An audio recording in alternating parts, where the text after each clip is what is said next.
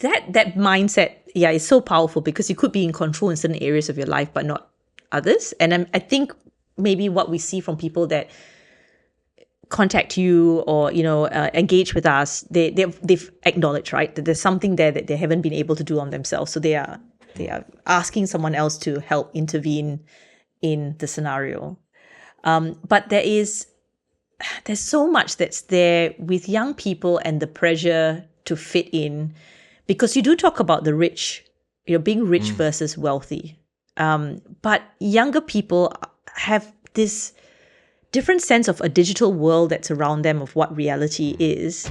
I mean, in your role as an uncle, being around young people, like how can you approach that conversation with them about rich versus wealthy? It's not necessarily what we might have been exposed to as such. Yeah, look, I don't know if I've actually got an answer to this. It's really hard. I just think, particularly with my nephews, like we've recently done a cruise at the start of the year together, and I had a lot of time with them alone, and I was talking about what they want to do with their life and all that stuff, and I actually still need to do it. In the career book, the first chapter is on like your values, and I was basically like, look, I'm going to send you a whole heap of values, and I just want you to select what are the 5 words on this sheet that reflects what you are most. So I think if we teach our young people, and again, teach someone who is mid-flight in their 40s in a job and career that they hate, well, let's go back and look at our values and let's try and build a life on those values. Now, that's just in relation to work, but I think potentially, you want to get in a fight, tell parents how to parent their kids when you don't have kids. I can't give parental advice, but I can just say, look, the discussions I'm having where I've got influence with my nephews and niece, it is around focusing on the stuff, quote unquote, that doesn't matter, that no one talks about, which is the values. So it's like, yeah, okay, why do you want to be rich? Well, so I can get all this stuff. I'm like, that's fine. Doesn't mean you'll be happy. A lot of depressed people with lots of money. Mm-hmm. Yeah. And I'm not even talking clinically depressed. I'm just talking sad losers with lots of money. And, and that's why I really talk about wealth is being wealthy is so much better than being rich, because often if someone is rich, a lot of the time they've come into that money, a lotto win or inheritance and all that, and they spend it all. But if someone is wealthy, that is money that they've slowly built over time and they've actually had a big trade-off for. And part of your questions, I don't even know you'll get to it, but just in my planning, I was talking about what money actually does, because money is just a tool, right? A tool for good or for bad or for whatever. What money does, and lots of money, it actually, when it's injected into somebody, it just amplifies a personality. Now, how many really rich and wealthy people are arrogant pigs? There's a lot of them, because it just amplifies who they are.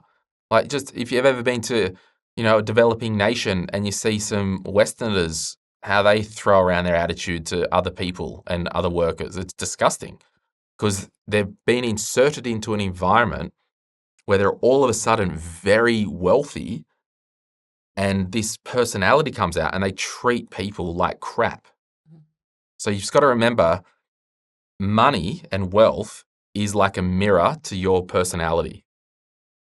Yeah, and you do talk about it in the book. I think what you're referring to with some of the questions was about money as a tool, and you can see it as evil or good.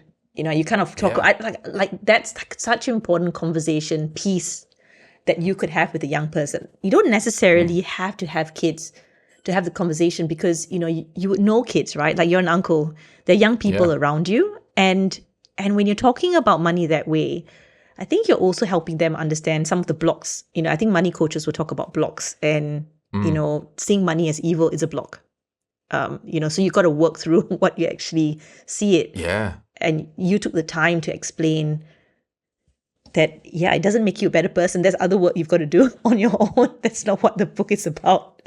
But it's acknowledging that that you just have to have a plan, but you need to positively think about what you want money to do for you. Money's not going to turn you into someone that you're not. Effectively, it's going to amplify. It's just going to amplify. Yeah.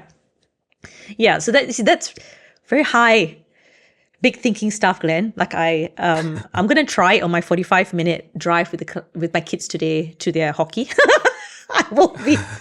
I'm going to try out this conversation about money, and we'll even just ask them, like, if you could define, 3 values of yours as a person, what would it be? And you could do like, I really value autonomy or freedom, or I really value structure, I really value security. Because I think if we dig down to our values and live a life according to those values, as long as they're not doing harm to others, like I value alone time. Okay, well, you've got a family and a spouse, probably need to spend time with them. Like, I think it's really important, particularly with a career mindset.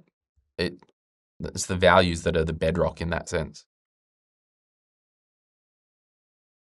Hey, it's Glen here. Thank you so much for watching today's video. You made it to the end. Can I ask a favor? Can you hit that like button and maybe hit subscribe if you want to get notified when we release further videos just like this one, whether you watch the Money, Money, Money podcast or Retire Right. And remember, if you want to learn more about investing, I've got an investing book, The Quick Start Guide to Investing, and there's a link in the description to get your hands on a copy. Thank you so much. Bye.